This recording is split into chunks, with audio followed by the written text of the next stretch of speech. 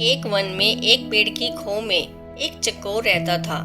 उसी पेड़ के आसपास कई पेड़ और थे जिन पर फल व बीज उगते थे। उन फलों और बीजों से पेट भरकर चकोर मस्त पड़ा रहता। इसी प्रकार कई वर्ष बीत गए।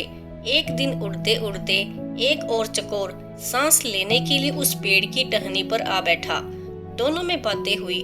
दूसरे चकोर को यह जानकर आश्चर्य हुआ कि वह केवल पेड़ों के फल व बीज चुगकर जीवन गुजार रहा था। दूसरे चकोर ने उसे बताया, भाई, दुनिया में खाने के लिए केवल फल और बीज ही नहीं होते, और भी कई स्वादिष्ट चीजें होती हैं, उन्हें भी खाना चाहिए। खेतों में उगने वाले अनाज तो बेजोड़ होते हैं, कभी अपने खाने का स्वाद बदल कर तो देखो। दूसरे चकोर के उड़ने के बाद वह चकोर सोच में पड़ गया। उसने फैसला किया कि कल ही वह दूर नजर आने वाले खेतों की ओर जाएगा और उस अनाज नाम की चीज का स्वाद चख कर देखेगा। दूसरे दिन चकोर उड़कर एक खेत के पास उतरा। खेत में धान की फसल उगी थी। चकोर ने कोपले खाई, उसे वह अति स्वादिष्ट लगी। उस दिन के भोजन में उसे इतना आनंद आया कि खाकर तृप्त होकर वहीं आंखें मूंद कर सो गया। इसके बाद भी वह वहीं पड़ा रहा, रोज खाता पीता और सो जाता। 6-7 दिन बाद उसे सुध आई कि घर लौटना चाहिए। इस बीच एक खरगोश घर की तलाश में घूम रहा था। उस इलाके में जमीन के नीचे पानी भरने के कारण उसका बिल नष्ट हो गया था। वह उसी चकोर वाले पेड़ के पास आया और उसे खाली पाकर उसने उस पर अपना अधिकार जमा लिया और वहां रहने लग गया। जब चकोर वापस लौटा तो उसने पाया कि उसके घर पर तो किसी और का कब्जा हो गया है। चकोर क्रोधित होकर बोला, ए भाई, तुम कौन हो और मेरे घर में क्या कर रहा है? खरगोश ने दांत दिखाकर कहा, मैं इस घर का मालिक हूँ। मैं 7 दिन से यहाँ रह रहा हूँ। यह घर मेरा है। चकोर गुस्से से फूट पड़ा, 7 दिन? भाई, मैं इस खो में कई वर्षों से रह रहा हूँ। किसी भी आसपास के पंछी या चौपाए से पूछ ले। खरगोश चकोर की बात काटता हुआ बोला, सीधी सी बात है, मैं यहाँ आया, यह खो खाली पड़ी थी और मैं यहाँ बस गया। मैं क्यों अब पड़ोसियों से पूछता फिरूं? चकोर गुस्से में बोला, वाह, कोई घर खाली मिले तो क्या इसका मतलब यह हुआ कि उसमें कोई नहीं रहता? मैं आखिरी बार कह रहा हूँ कि शराफत से मेरा घर खाली कर दो, वरना। खरगोश ने भी उसे ललकारा, वरना तू क्या कर लेगा?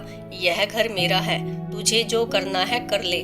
चकोर सहम गया। वह मदद और न्याय की फरियाद लेकर पड़ोसी जानवरों के पास गया। सबने दिखावे की हूं की, परंतु ठोस रूप से कोई सहायता करने सामने नहीं आया। एक बूढ़े पड़ोसी ने कहा, ज्यादा झगड़ा बढ़ाना ठीक नहीं होगा।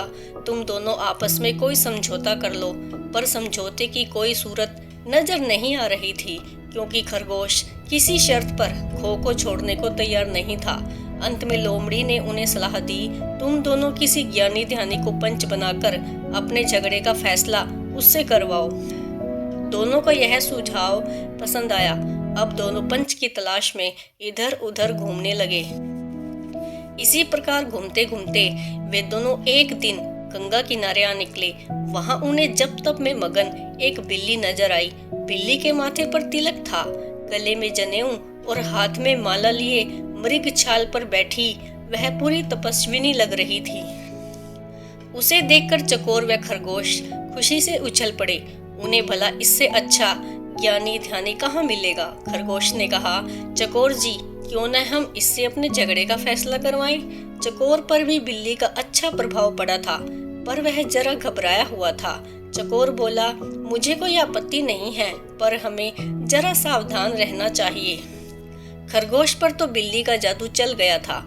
उसने कहा, अरे नहीं, देखते नहीं हो, यह बिल्ली सांसारिक मोह माया त्याग कर तपस्विनी बन गई है। सच्चाई तो यह थी कि बिल्ली उन जैसे मूर्ख जीवों को फांसने के लिए ही भक्ति का नाटक कर रही थी।